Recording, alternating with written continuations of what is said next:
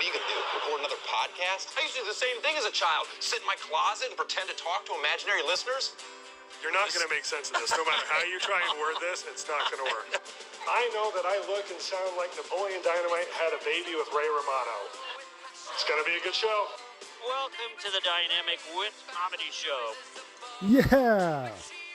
Welcome into the Dynamic Wit Comedy Show. This is episode 2. Again, that was the voice of Cliff Oram welcoming us to this podcast. My name is Chase, and today's episode is going to be one of those ones I talked about in the first episode where we just play a stand-up comedy set. This one was recorded in August of 2021 at Blues Cats here in St. George. We were just coming out of the pandemic, and Blues Cats opened their doors for one of the first shows, not the first, but one of the first shows coming out of the pandemic.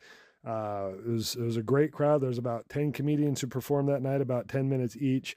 So this recording is going to be my 11 minutes. I promise. Not every episode, every time I play a comedy set will it be mine. I've got, other comedian friends that also have sets. I just need their permission before I do so. So, again, this was just one of those nights. 80 people in the crowd. Really a blast. It's one of those nights where the work you put into your craft really pays off because it doesn't always happen. In baseball, you go to the Hall of Fame if your batting average is above 30%. It's probably even less for stand-up. For every joke that works, you probably have 3 or 4 that don't. So this night was just one of those nights the crowd was hot and you felt good about yourself. Everyone did pretty well that night as well, except for a select few, which I will not name on this show because, well, they don't matter. And by they, I mean there's really just one. I have a gripe with him. It's a personal issue, whatever. Moving on. Anyway, this is the set that I did. It's about 11 minutes long. Hope you guys enjoy it. We'll have a guest on the next episode, but for now, enjoy episode 2, which is my set I recorded in August of 2021 at Blues Cats. Hope you enjoy it. Okay, no, sorry.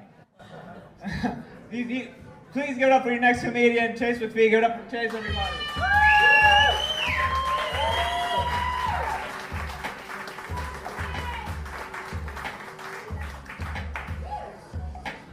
All right, here we go. That was some music that does not best describe me, I'm not gonna lie. That music says Shaniqua from Compton, and I'm Abby from Provo, so. Good to be here. Thank you all for taking a break from Netflix. That was nice of you. I watched a lot of Netflix over the last little while. I'm sure we all did. I watched Orange is the New Black. Did you guys watch that? That was not what I was expecting at all. I thought Orange is the New Black was the name of the documentary series about when Trump wanted to replace Obama in the White House.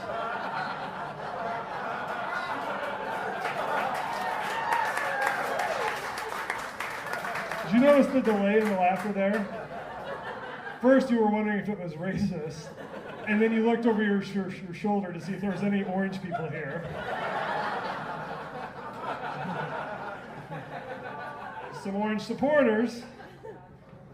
So I don't do a lot of political jokes. That's about it. There are some events that I do find funny. Like I know earlier this year Larry King died, which is sad, but it's kind of funny because Larry was so old and had been married so many times that it's quite possible we all lost a grandpa. And then even more recently than that, it was made known all over Twitter that O.J. Simpson got the vaccination. And that's not the, injection I thought he would get. Yeah. All right, let me tell you a little bit about me. I come from a very diverse family. There's a lot of diversity in my family. Not a lot of diversity in this room, though. You're all pretty much the same. Pretty sure if all of you were on the Titanic, all of you would have been just fine. Find one person in here that's wrong. No, you see, my stepmom is Chilean, my stepbrother's Chilean, I've got 2 Vietnamese nephews because my older sister married a guy from Vietnam, and my little sister was adopted from Thailand. And that makes me the minority in my own family. You chuckle, but it's pretty messed up getting called Uncle Cracker every Christmas. Our family portrait looks like a giant bag of trail mix. I ended up as a marshmallow. I think my dad was trying to complete a diversity circle, which meant my only two options was to date a black chick or be gay. Ideally, I could have dated a black guy. You know, who wouldn't date a black guy? Okay. I like coming from a family like that because I feel like I'm pretty culturally sound, but every now and then I realize I'm still pretty culturally unaware, and what happens is I'll say something that I don't mean bad, but it sounds awful. Like when I went to get my hair cut, and this girl was pretty butch up top, and she's like, "Hey, how are we cutting your hair?" And I was like, "I'll have what you're having." She looked at my wife, and she's like, "I'll have what you're having." Haven't paid for a haircut since.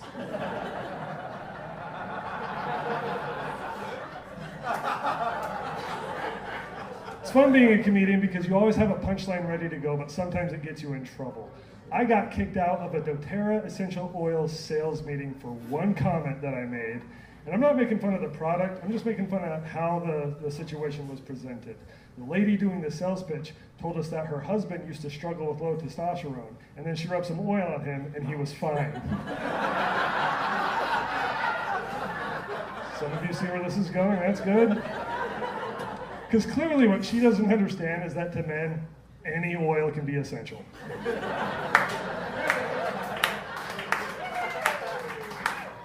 Someone clapping over there used Crisco this morning. Okay.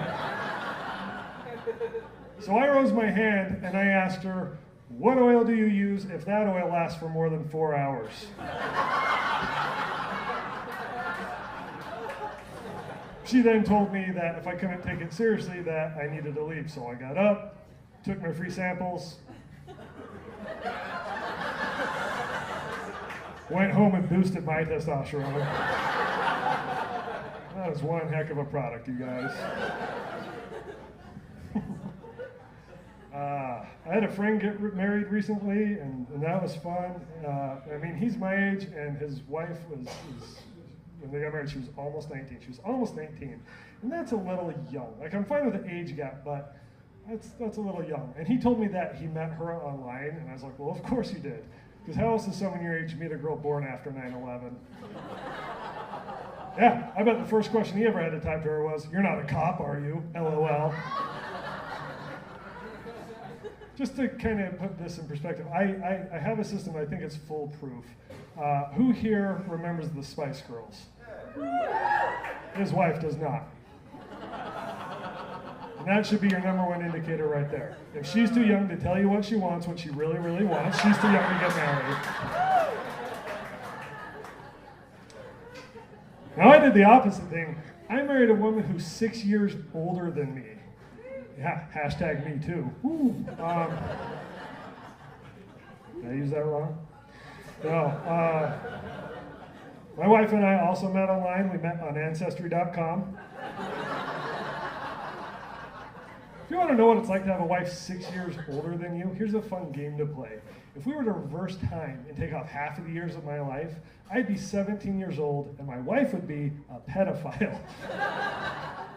She tells me these jokes are getting old, and I was like, yeah, but so are you. So,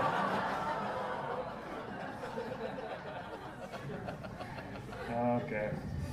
She came with a son. I'm also a stepdad now, and people ask me what it's like to be a stepdad. And the truth is I love it, but sometimes I'm a little too competitive, and he'll say something, and I feel like I have to say something back. Like, I'll go get a drink of water, come back, and he will take my spot on the couch, and he's like, I stole your seat. And I'm like, I stole your mommy. And I win. He's a lot of fun. He's 13, and the other thing about being a stepdad is you don't get 10 or 11 years to prepare for certain questions. They ask you things that you're expected to know. Not too long ago, he was asking me what humidity is like, and we live here, so it's a fair question. So I was like, well, humidity is kind of like normal. Everything's just a little bit more moist. Further into the conversation, I realized he had mixed up his words, and he was actually trying to ask me about puberty.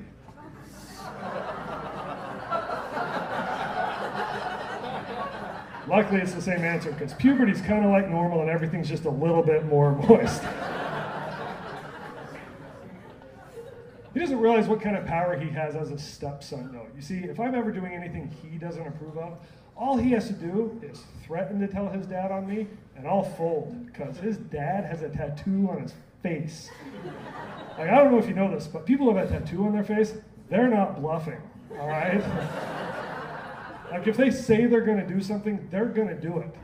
Except pay child support, apparently. But still.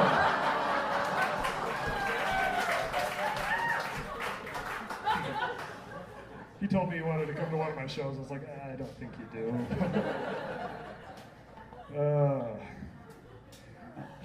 My stepson's 13. I have a 1-year-old son, and raising them is fun. But it's two different worlds. But two things are the exact same with both of them. You have to love them both the same. They're both my sons. I love them no matter what. And the other commonality is you have to convince both of them to please stop playing with their wieners. And that guy. Okay. My wife is pregnant, and we have another one on the way. I don't think it's any coincidence that the only two Mormons on tonight's show talked about their wives being pregnant. My wife's pregnant, and whenever you announce to someone that you and your wife are pregnant, everyone wants to know the gender immediately. No matter how long it's been, they want to know immediately. But it's not as simple as it used to be. Used to be, you go in, doctor takes a picture, you're having a boy or a girl. Now you have to wait like 18 years for that kid to tell you what they're going to identify as.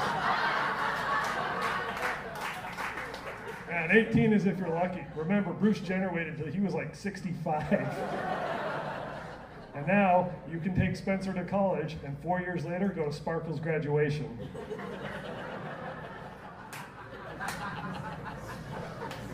I'm getting older. Like I've reached that middle-age point in my life. Like I drive a minivan and I'm 35. But there are some things I'm really grateful for in my youth. Like I'm young enough to be able to honestly say that I never once had to eat Wheaties out of Bruce Jenner's box.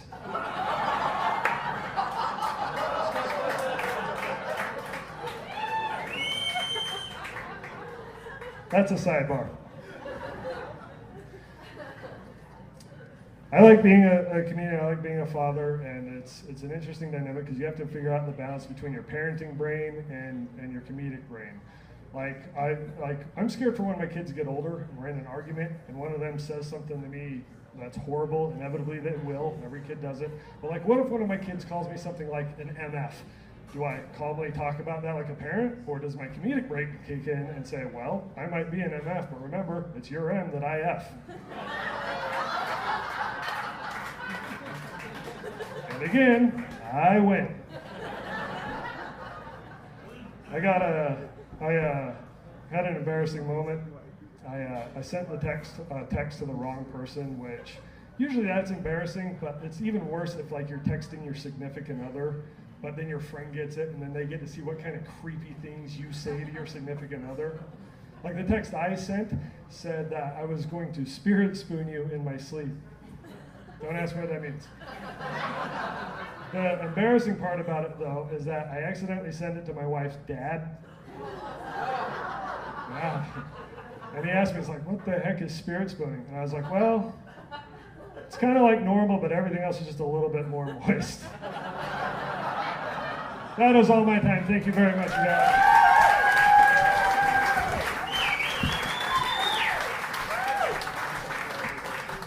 Chase McPhee, you guys!